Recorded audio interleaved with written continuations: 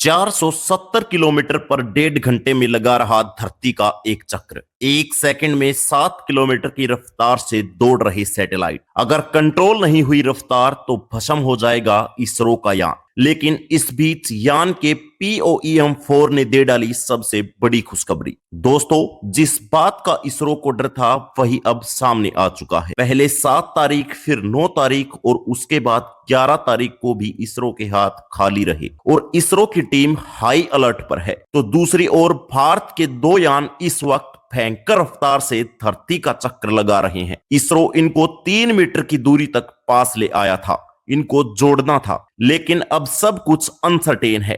तो आखिर क्या हुआ है इसरो के दोनों यानों के साथ? क्या यह अब जुड़ पाएंगे? क्या हुआ उस रिपोर्ट का जिसके लिए इसरो की टीम दिन रात एक कर रही थी? तो दोस्तों, इस वीडियो में भारत के सबसे धांसू मिशन को डिकोड करते हैं, जिनके लिए हमारे साइंटिस्ट दिन रात लगे हैं। साथ ही दोस्तों, इस मिशन के अलावा भी इसरो ने एक गुप्त मिशन लॉन्च किया था, जो अब बहुत बड़ी कामयाबी हासिल कर चुका है।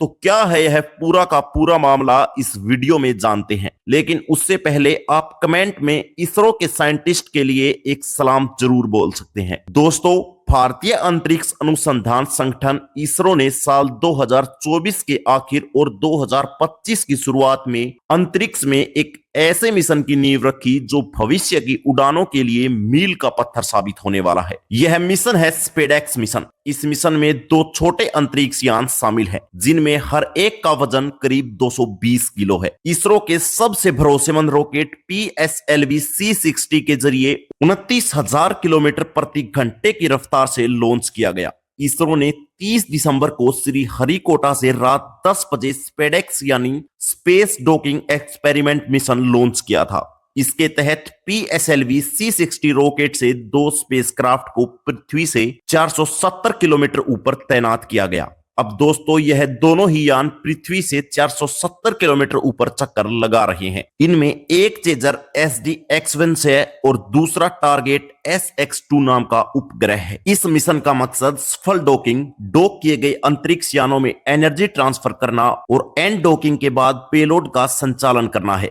दोस्तों, इसके अलावा भी इसरो ने एक सीक्रेट मिशन भी लॉन्च किया था, जिसे पोएम मिशन कहा जा रहा है। यह इसरो का टॉप सीक्रेट मिशन होता है, जिसके कुछ ही एक्सपेरिमेंट दुनिया के सामने आते हैं। इस पोएम प्लेटफॉर्म पर इसरो ने कुछ ऐसा किया है कि नासा से लेकर रोसेटोम भी सलाम ठोक रही है। इस मिशन की पूरी बात आपको बताएंगे, लेकिन उससे पहले आपको इसरो के स्पेडेक्स मिशन के बारे में बता देते हैं, जिसे भविष्य की उड़ानों के लिए मील का पत्थर क्यों कहा जा रहा है। तो दोस्तों, इसरो ने बीते रविवार को स्पेडेक्स डॉकिंग एक्सपेरिमेंट का सफल ट्रायल किया।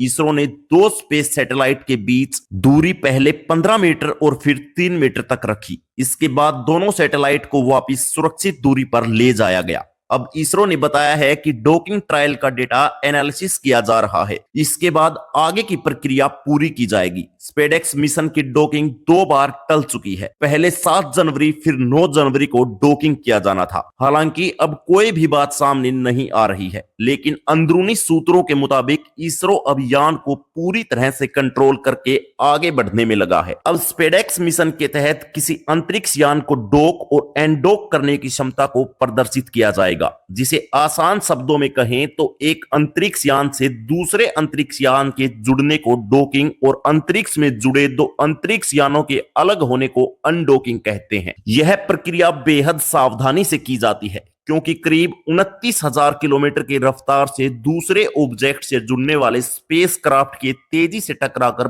भस्म होने का खतरा रहता है। और स्पेडेक्स मिशन एक किफायती मिशन है। दोस्तों, यह तकनीक चंद्रयान 4 और गगनयान जैसी भारत की अंतरिक्ष से जुड़ी महत्वाकांक्षाओं के लिए आवश्यक है। इनमें भारतीय अंतरिक्ष स्टेशन का निर्माण और संचालन के अलावा चंद्रमा पर भारतीय एस्ट्रोनॉट के भेजने जैसी योजनाएं शामिल हैं। इन स्पेस डॉकिंग टेक्नोलॉजी की जरूरत तब होती है जब एक कॉमन मिशन को अंजाम देने के लिए कई रॉकेट लॉन्च करने की जरूरत होती है। यह एक जटिल काम है जिसे अंजाम देने के लिए बेहद संवेदनशील तरीके से डेटा का इस्तेमाल किया जाता है। यही वजह है कि इसरो हर कदम फूंक फूंक कर रख रहा है। स्पेडेक्स मिशन के तहत अंतरिक्ष में भेजे जाने वाले 2 उपग्रहों में एक चेजर STX-1 और दूसरा टारगेट STX-2 है। यह दोनों तेज रफ्तार से पृथ्वी का चक्कर लगा रहे हैं। यह दोनों समान गति के साथ एक ही कक्षा में स्थापित हैं। इसे फार रांदेवू भी कहा जाता है।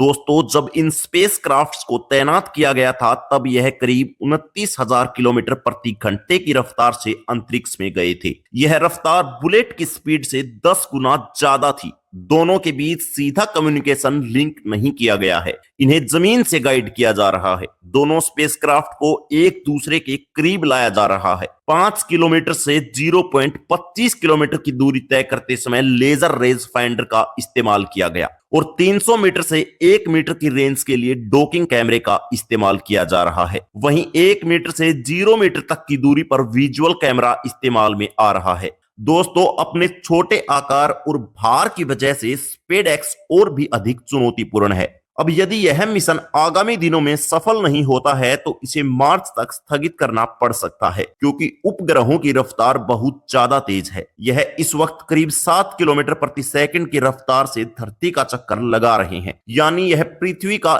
एक चक्कर लगभग 90 मिनट में पूरा कर ले रहे हैं। अब इनको ग्राउंड स्टेशन से संपर्क के लिए 15 से 20 मिनट का समय ही मिलता है। दोस्तों, डॉकिंग के लिए उपयुक्त परिस्थितियों की आवश्यकता होती है, जैसे कि उपग्रहों के सोलर पैनल्स को पर्याप्त सूर्य प्रकाश मिलना। यदि जल्द ही डॉकिंग नहीं की गई तो उपयुक्त परिस्थितियां मार्च में ही मिलेंगी। सफलतापूर्वक डॉकिंग के बाद दोनों स्पेसक्राफ्ट के बीच इलेक्ट्रिकल पावर ट्रांसफर को दिखाया जाएगा। फिर स्पेसक्राफ्ट की अनडॉकिंग होगी और यह दोनों अपने अपने पेलोड के ऑपरेशन को शुरू करेंगे। करीब 2 साल तक इसे वैल्यूएबल डाटा मिलता रहेगा। यदि मिशन आगे सेफ रहता है तो रूस, अमेरिका और चीन के बाद भारत ऐसा करने वाला चौथा देश बन जाएगा। मिशन की कामयाबी पर ही भारत का चंद्रयान 4 मिशन निर्भर है, जिसमें चंद्रमा की मिट्टी के सैंपल पृथ्वी पर लाए जाएंगे। चंद्रयान 4 मिशन को 2028 में लॉन्च किया जा सकता है। तो दोस्तों, इसरो का यह मिशन बहुत ही खास है, जिसमें कुछ सीक्रेट एक्सपेरिमेंट भी किए जाते हैं। तो दोस्तों, आपको क्या लगता है कि इसरो अपने स्पेडिक्स मिशन को